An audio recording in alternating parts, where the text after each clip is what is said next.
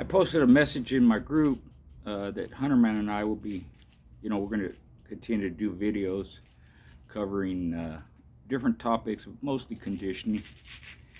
And I asked the members if they had any questions to post them there, and I would, I would address them. So I'm going to do that here. I got a couple of questions from the members. Nothing I say is men are intended for any legal purposes. It's all history, past, opinion, experience. And these are pretty good questions. They come up from time to time, and you can't hardly address them enough because there's different opinions from different people. And a lot of times with these questions, that's all they are, is opinion. Albeit it can be educated opinion, which helps. But even someone who may ask a question and have an opinion doesn't mean their opinion's wrong, even though they weren't involved in that situation. Basically what they're doing is they're gathering as much information as they can, and they give their opinion based on that information. And sometimes I do the same thing. I didn't see all the dogs I talk about. Some of them I did see. Some of them I saw their offspring or progeny, a couple of generations down, or had the blood or saw the blood. So, I've been around a lot. I've seen a lot. But still, no one sees everything and no one knows everything, especially me. So this is from Adam E. Thanks for the question, Adam. Has the breed evolved with time? How would a modern dog like Ship go against old school like Jeep? Would new beat old? Again, this is all opinion, but in my opinion, if the breed doesn't evolve, then something's wrong. And I think the way that happens is people becoming educated. And education, it can be in a formal sense, studying science, genetics, animal husbandry, or it can be a literal sense, a layman sense, where it's hands-on. A person like that, and I'm kind of that way, I don't know all the technical words, I don't know all the scientific phrases or methods, I don't know their names, scientific names for them. So I give them in layman's terms or just in regular speech. And it's amazing over the years, and I've seen this with myself and other people as well. Dogmen do certain things, or they develop certain things within their bloodlines, within their dogs, and within their conditioning, within their feed, just by practicing it over and over again, repetitiveness, trial and error. They come up with the same results that later on science proves out or gives you definitions of it and actually tells you what's happening. So the more education you can get, the better. But yeah, the breed has to evolve. One evolution process that I've seen, whether it's micro or macro. When I speak of evolution, I'm not talking about something changing from something else, right? Or species intermingling across the board. You can breed a tiger and a lion, you can breed a mule and a horse, you can zebra and a donkey, and different things you can do. But unless I'm mistaken, and which may be proven in the future, I don't think you're ever going to be able to breed, say, a hippopotamus with a horse, even though the hippopotamus is called the water horse. Or you're going to be able to breed a chicken and a duck even. You couldn't do it when I was younger. I knew you couldn't, and I don't believe you can do it now. Or a turkey with an eagle or something like that. So the evolution is within the breed itself. Macro, micro, you can look up what micro evolution means, or macro evolution. And one of the ways, or several ways, that science can help you do that is health nutrition, and on the sporting side of it, better techniques as far as conditioning. But you always have to have an understanding of conditioning, and that doesn't change no matter what era and time you're at.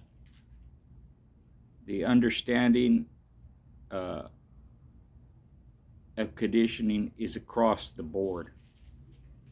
If you're talking about peak conditioning, health, nutrition, and all that. Nutrition may have improved. Health may have improved. One thing I see that improved a lot between the past and now is people are actually doing things with their dogs. And I don't mean anything illegal. But they're spending time with them. They're teaching them as much as they can, whether it's house training them or obedience training them, having a relationship with them, bonding them, making them more on the pet side rather than just having. A lot of times the guys back in the day, they just sat out on their chain or in their kennel most of their life, weren't taken out unless they were going to do the do. I saw that as a major fault back then, and I didn't do that. I didn't follow that pattern. I was always hands-on with my dogs and active with them, as were my kids and my wife, my family, different relatives, brother, cousin, like that, partners, friends. So that's where I see evolution improving the breed. Better health, better nutrition, more advanced conditioning techniques and understanding conditioning techniques. Because if you notice what was used 40, 50 years ago, a lot of the stuff, or even 100 years ago, they're still being used today, whether it's a treadmill, a cat mill, spring pole, flirt pole, swimming, right? Where we see a change a little bit is maybe in the methods, the strength training, or intrinsic training, or calisthenic training, or things of that nature, where they're using different scientific methods as far as conditioning the dogs goes. So yeah, I think the breed has evolved in time, and for me it's always individual, meaning it's particular people. I would never say that the breed as a whole in almost every situation has improved. That's not true. I don't think that will ever be true in anything. Even if you're talking about human sports, even though they've increased the number of champions in boxing, where before there was 8, now there's 20 something or 30 something, whatever it is, where they split up the weight divisions and you have different entities having champions, WBO and WBA and WBC and IBF and all these different coming out, and the weights where it was started at 112 flyweight all the way up to over 200 pounds heavyweight. Now it starts at 108, 105, and then goes 108, 112, 115, 122, 120, like that, 118, even though that has increased, there's still only a select few there at the top level. It's the same thing with the dogs. In the overall scheme of things, in the overall numbers, there's only a handful that are at a high level. You're talking about millions of dogs, and there may be tens of thousands that are at a high level.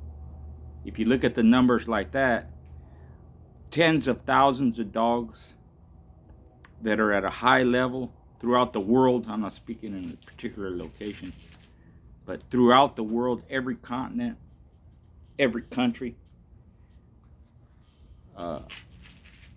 with there being millions of dogs, the ratio could be 1%, 0.5% that are at the upper level. Even if it was high, like 5% or 10%, it's not a big number. It's the same with the NBA, NFL, boxing, whatever you want, however you want to put it. So the increases over time always will happen. And some of the old methods will always work. Strength training, speed training, endurance, ebbs and flows of the conditioning program, the highs and lows, the recuperation, supplements, feed. Because even though people will say, well, the feed is better, well, in kibble, maybe not so much. I don't know. The feed is better, raw or cooked. Well, in some cases, yeah, but in others, not so much. If you're talking about steroids and antibiotics they put, and all the chemicals that are used are, pesticides, herbicides, and, different things that are used, and, synthetic this and that. I don't know. Somebody would have to keep track of it. Now, through my years, I have seen improvement, and like I said, it's individual. Certain individuals have improved. Their families of dogs, the dogs in general, I've seen that firsthand, and I'm talking over a 45-year period. So that's a good span, 4 decades, to see different improvements. So yeah, to make a long story short, yeah, that breed has evolved over time. How would a modern dog go against an old dog? Who would win? That is all speculation. So if we weren't there, in my time, let's say over a 20-year period, I could compare dogs when I first started, like say back in the day, Champion Brutus, to in the future, Contractors, what was his name? I'm using these two dogs because they were close to the same weight, around 47 pounds, 48 pounds, like that. Anderson, Champion Brutus, Contractors, Oregon. I consider them top level dogs. 47 pounds, similar, hard mouth, great conditioning. I wouldn't say much different in either. Who would win? You just have to put them together. So I'm not familiar with Championship. I don't know when he was around or what he did or his record or anything. But I know Jeep was a 4-time winner. He beat a champion 28 minutes in his first match. Champion, I think it was Champion Shaker, maybe. I might have that wrong. That might have been Charlie who beat Shaker. But both Jeep and Charlie, who were brothers, beat champions their first match. Then Jeep beat Cooper's Weenie, a 2-time winner, in 58 minutes. Then he beat a 3-time winner, reportedly a son of Zebo, in 2 hours and 5 minutes. And then he beat Aussie's Homer in the hands of Billy Stepp in 3 hours and 45 minutes. So again, I didn't see either one. I know Jeep dogs. I know how they perform, what they're supposed to look like and fight like, their temperament behavior. There's controversy about any dog. And again, it's opinion, unless you can put them at the same weight back in the same time, just like I did Brutus and Oregon. I don't know, they both went over an hour. They both bit hard. You could hear Oregon cut into Willie Boy, his opponent, and that went an hour 30 something. Willie Boy game as hell, and he wasn't no slouch. He was fast and smart, held Oregon out when he could. Oregon just kept pressuring him, broke him down. Brutus, much the same way. He beat Kirkland. Rough, strong, shoulders, chest, like that. If I recall, maybe stifles even, I don't know. I don't remember Oregon, either one of them going to the stifle, but they might have, Sometimes you forget over time. Both black, beautiful. Well, Brutus was, I think he was like a black brindle. Oregon was a black and white. Good dogs. I couldn't put, it would be personal preference. Do you like a Hammond's Rufus Bully Son cross, or do you like the St. Benedict stuff? Oregon was off of St. Benedict's champion. Now I forget, but his daddy was champion.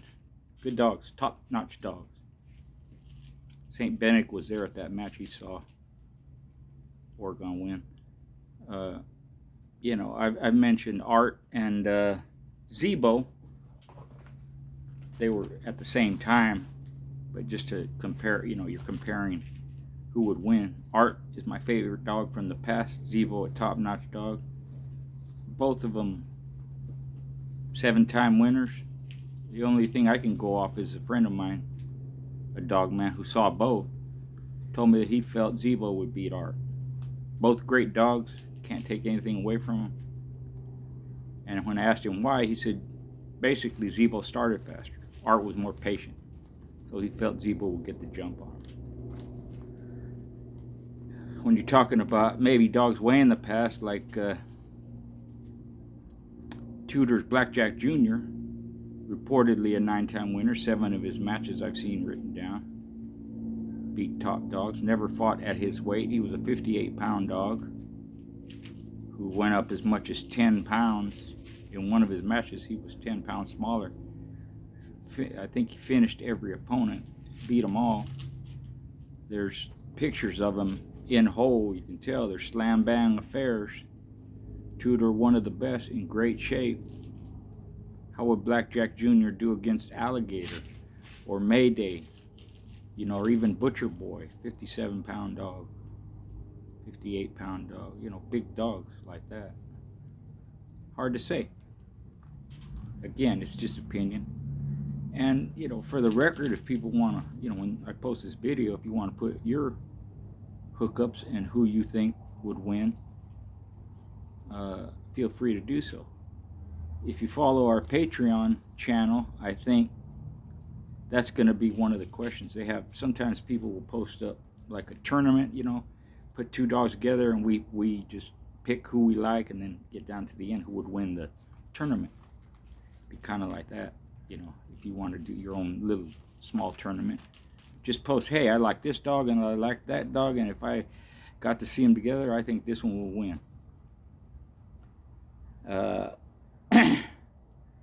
So it's always a question, would new beat old? And also what comes up is if there is improvement, dogs get better, then new should beat old, right?